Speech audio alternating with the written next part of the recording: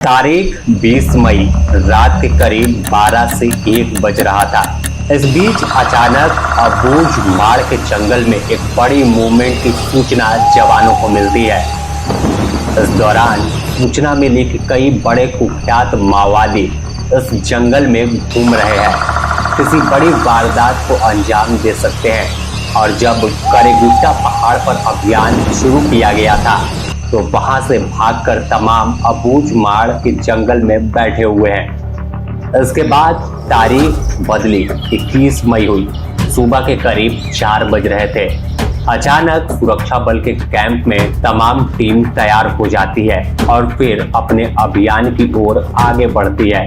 अबूझ माड़ के जंगल को चारों ओर से घेर लिया जाता है और जब सुबह 21 मई के करीब 10 से 11 बज रहा होता है तब तक पूरे देश को खबर मिलती है कि अबूझ माड़ के जंगल में एक साथ 31 माओवादियों का खात्मा डीआरजी जवानों ने कर दिया है। जी हाँ, इसमें केशव राव उर्फ बसव राजू भी मारा गया, जिस पर 1.5 करोड़ का इनाम था।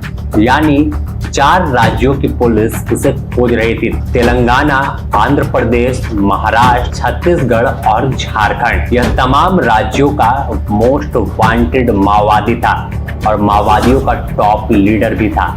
इसके साथ तमाम इसके दस्ते खत्म हो गए, लेकिन चर्चा झारखंड में भी शुरू हुई, क्योंकि झारखंड के लातेहार में 2013 के समय एक सीआरपीएफ जवान को शहीद करने के बाद उसके पेट में आईडी बम प्लांट करने वाला कोई और नहीं बल्कि यही बसव राजू था। तो चलिए इस बसव राजू की आपको पूरी कहानी बताते हैं और कैसे इस अबूझ माड़ के जंगल में पूरी वारदात को अंजाम दिया गया, कैसे पूरे नक्सल अभियान की पटकथा लिखी गई और कैसी रणनीति पर जवान आगे बढ़े, जिसमें 1980 के बाद से जिसकी तस्वीर सामने नहीं आई थी उस माओवादी बसव राजू को ही ढेर कर दिया। तो सबसे पहले अगर देखें तो अबूझ माड़ का जंगल काफी बीहड़ जंगल है।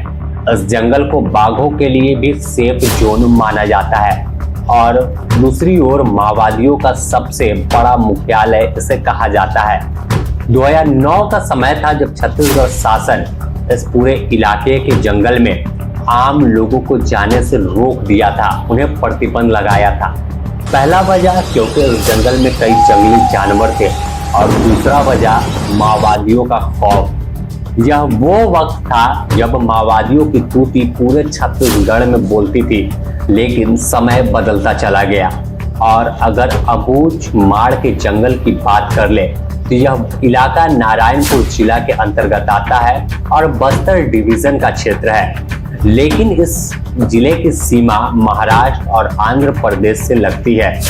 और अंदर अगर बात कर ले कि कौन कौन से जिले इससे टच में हैं, तो नारायणपुर के से जो जिलों की सीमा लगती है वो बस्तर है, कांकेर, बीजापुर, दंतेवाड़ा और कांडा गांव। तो अपने आप में आप समझ सकते हैं कि किस तरह से बस्तर, बीजापुर और दंतेवाड़ा जो हमेशा सुर्खियों में रहता है, उनके साथ भी इसकी सीमा लगती है जो जिला है, और फिर महाराष्ट्र और आंध्र प्रदेश से।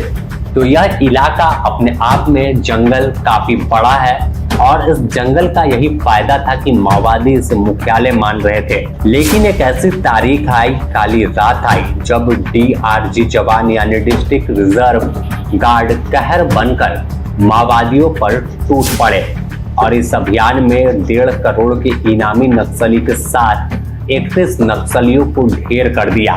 सभी की पहचान की गई है, लेकिन एक नाम जो था वो सभी लोगों के कान खड़े कर गया कि कैसे 70 वर्षीय बसव राजू को मारा गया। ये इतना कुख्यात था कि इसके अगर कुछ मामलों को जिक्र कर ले तो आप सोच में पड़ जाएंगे कि आखिर कैसे इतने बड़े आंदोलन, इतने बड़े नक्सल अभियान की तमाम पटकथा यह बसव राजू लिख रहा था। सबसे पहले आपको बताते हैं कि कब इसकी पैदाइश हुई और यह है कौन। तो बसव राजू आंध्र प्रदेश में पैदा हुआ। 10 जुलाई 1955 को आंध्र प्रदेश के श्रीकाकुलम जियान पेड़ा के एक साधारण परिवार में इसका जन्म हुआ।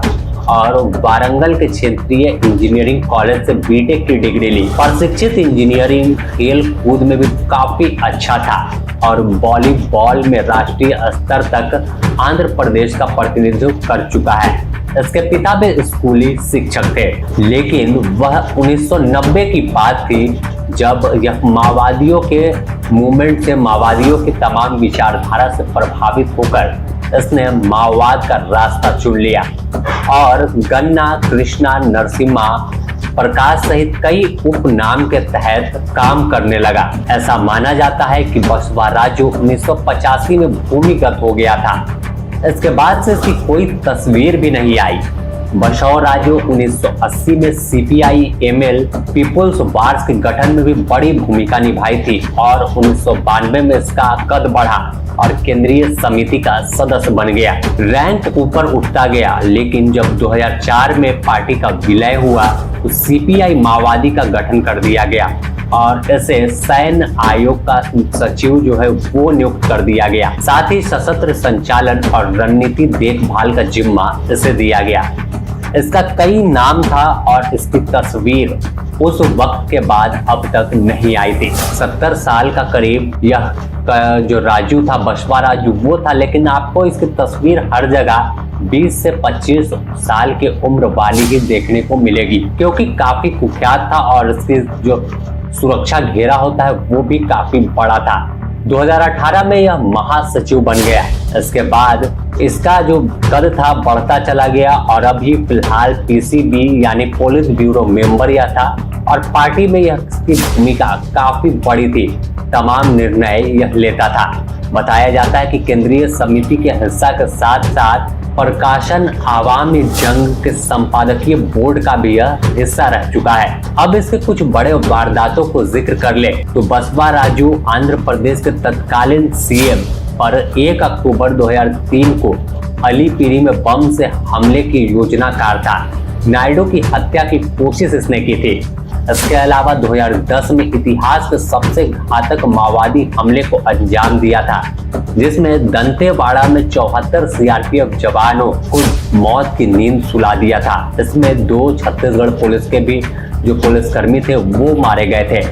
इसके अलावा झीरम घाटी हमला आपको याद होगा 2013 का, जब 25 मई की तारीख थी और झीरम घाटी में हमला हुआ था, जिसमें पूर्व राज्य मंत्री और सलवा जुडूम के नेता महेंद्र कर्मा के साथ छत्तीसगढ़ कांग्रेस के प्रमुख नंद कुमार पटेल सहित 27 नेता मारे गए थे। इस घाटी में बेजोड़ हमला किया गया था और तमाम काफिले को रोककर गोलियों से चारों ओर से घेर कर मारा गया था।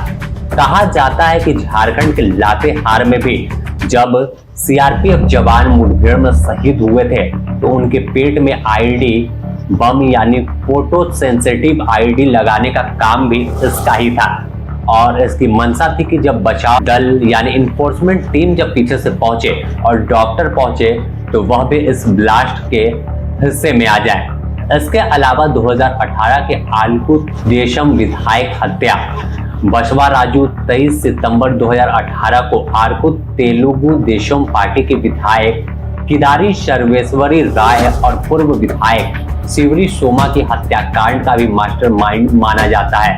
इसके अलावा सुकमा IED हमला की बात कर ले, गढ़चिरौली बारूदी सुरंग की बात करें, सुरमा बीजापुर में जो हमला हुआ था जिसमें 22 सुरक्षा कर्मी मारे गए थे, 32 घायल हुए थे। फिर 2023 में दंतेवाड़ा में IED विस्फोट की बात कर ले जिसमें 10 DRG जवान और एक नागरिक चालक की मौत हुई थी। फिर 2025 में बीजापुर IED हमला जिसमें निशाना बनाया गया था जब माओवादी अभियान से, नक्सल अभियान से जवान लौट रहे थे, तो उसमें 8 जवान और एक चालक की मौत हुई थी।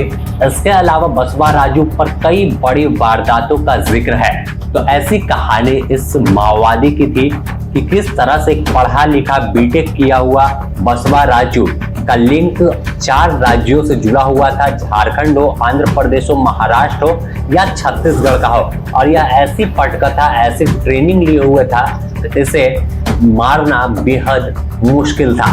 लेकिन एक तारीख ऐसी आई कि 21 तारीख इसकी जिंदगी के लिए खात्मे वाला रहा और साफ तौर पर इसका लाल आतंक का खात्मा हो गया। माना जाता है कि पूरे बस्तर डिवीजन में ही इसका वर्चस्व ऐसा था और माना जाता है कि बसवा राजू जो था ये यहाँ का जनक था। माओवादी की जड़ को कैसे विचारधारा को आगे बढ़ाए उसका पूरा जिम्मेवारी बसवा राजू के ऊपर था। तो अब बसवा राजू के लाल आतंक का अंत हो गया है, इसकी विचारधारा खत्म हो गई है। लेकिन एक सवाल खड़ा हो गया है कि पढ़ा लिखा परिवार का बसवा राजू इंजीनियर आखिर नक्सली कैसे बन गया।